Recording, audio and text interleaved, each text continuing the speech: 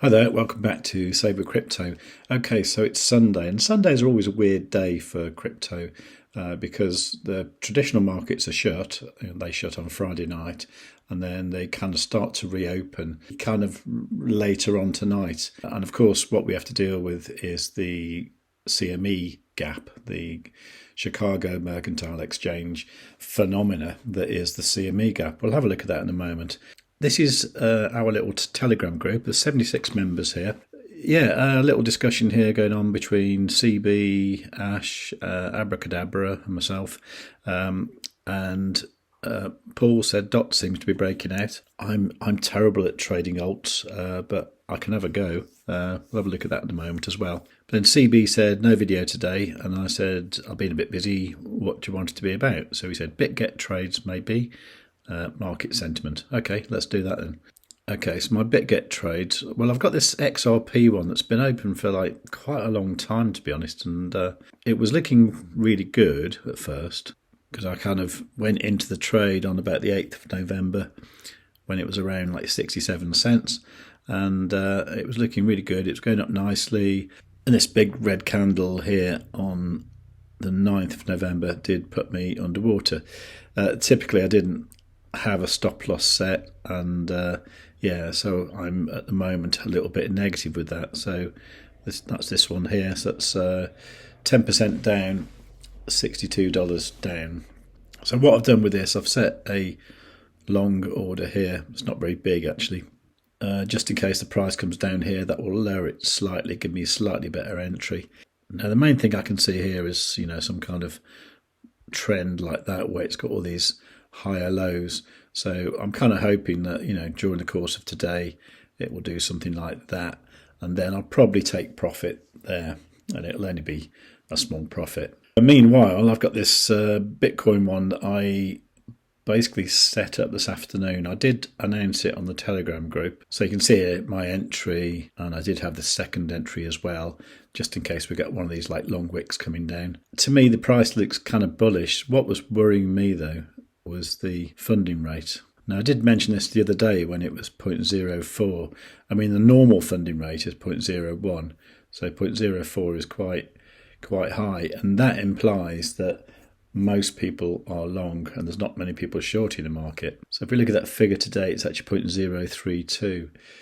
So it's still really high. Now, apparently on ByBit, it's normal. It's 0.01 or something. So maybe I'm being a bit too overly cautious. Now then, it's currently about 5 p.m. on Sunday, and if you go to cmegroup.com and look at markets and look for Bitcoin, you'll find the price here, and this is the price that it last traded at on Friday night. So later on today, up towards midnight, we'll see this change. Well, first of all, it goes blank, and then you'll see like the new figures there. Now, generally what happens is, for some reason, the price tends to go back, usually on Sunday night or Monday morning, to this price. It doesn't have to, but sometimes it does. So I think 37565 is probably a reasonable place to set a take profit. But maybe at that price, I only want to close out half the position. So let's say that's the price, and then I can come here and just go 50% and then close, and then confirm that. So there's the close position up there. Now the question is do I leave this other long position down here, or do I just put a stop loss in there? Now I think in this case, because I'm only using like 25% of the capital, I think I'm going to leave that where it is, just in case of some like mad sweep of liquidity like that. Okay, so in both these cases, I'm using the Coin M Futures section of Bitget. Now what this means that you're using the actual asset as the underlying asset. So for example, with Bitcoin USD, I'm trading the volatility of Bitcoin against itself, against its dollar value. So when I start off a trade, I start off the trade by having some Bitcoin in the futures account. Then I trade with it, and then when I close it, I'm left with Bitcoin. In the case of the XRP, I've started off with XRP, I'm going to do some trading, and then when I close the trade, I will be left with XRP. Now, you can't do this with every crypto on the exchange, but you can do it quite a few. So if you want to see which ones you can trade, you can come to here and then go to Coin M Futures, and you can see here that you've got Bitcoin, Ethereum, XRP, EOS, Bitcoin Cash, Litecoin, and quite a few others. Let's set another one up just so I can show you. Maybe I'll have a look at DOT. Anyway, I suppose I should really have some dots. Looks like it's just come down a bit from there. So maybe I'll just buy some with spot. I think I've got some USDT here. Yeah, $100 worth. Now, I could just do it with convert, but I want to go to trade. Look for dot. Let's try and get it for 5.7. Oh, there you go. Okay, so I've got $100 of dot now. See, now I really want to trade it. Now, can I do that with the Coin M futures? I know you can with ByBit. Yeah, you can. Oh, I'm going to do that, you know. Okay. So what I need to do then is move it from the spot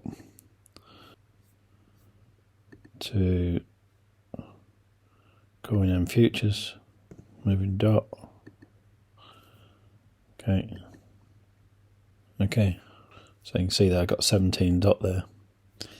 Okay, let's do that. I'm going to go isolated,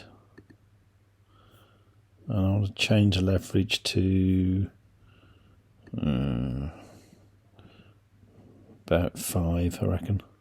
I'm just going to mark it in at this price with a whole lot. I'm just going to go long with a whole lot here. Okay. Oh, well, that'll be fun.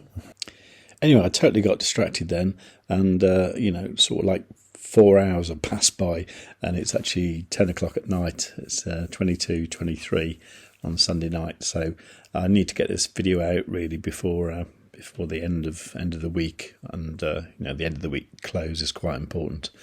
So meanwhile, the Bitcoin one is 10% in profit, $138. XRP still rubbish at -$68, 11% down, and the dot one is now actually 3.48% in profit. It's only $3.50 though, so not a lot really. So what I'm hoping is what I've showed you today just gives you an idea of what you can do with the platform. This is all using the Coin M futures. Okay, what I probably need to show you as well is how to use the USDT M futures, because I noticed looking in the comments from that Martini guy's video yesterday, I think it was, or maybe the day before, and he mentioned, you know, being able to trade an asset without actually owning it, which is exactly what you can do with USDT M futures. And I noticed some people in the comments sort of saying like what you're on about, so obviously I need to explain that a bit more. But basically with USDT M futures, what you can do there, you can have USDT, and then you can like pick almost any altcoin you can think of. So like, I don't know, like Rose or something. No idea what that is. But you could trade this. You could start off with USDT. You know, you could go long. If the price went up, you can close the trade and you'd have more dollars than you started with. Or alternatively, if the price was high and you thought it was going to come down, you could go short. Price would come down, come out your trade, and you'd have more dollars than you started with. So you don't need to own all these shit coins. Now the reason I was using Coin M for these ones here is because the assets I'm playing with, Bitcoin, XRP and DOT, I believe they all have a very good future. So I don't mind holding the underlying asset. So you get the idea, you know, if I was going to trade, I don't know, for example, like Pepe, I'm pretty sure that in a few years' time that will be at zero. So I don't want to hang on to that as my underlying asset. So in that case, I'd rather have USDT and, you know, trade the volatility. Having said that, I don't think I will ever trade anything to do with Pepe because it's just too weird, and I'm not into meme coins. Anyway, I'll stop rambling, get this video out, and then just comment below and tell me what you really want to know about Bitget or other trading platforms or trading generally or anything else really, and I'll make a video for you. Very happy to do that. So if you like the sound of that, give the video a like, make sure you're subscribed, make sure you've got the notifications set on all, leave a nice comment, and above all, tell your friends.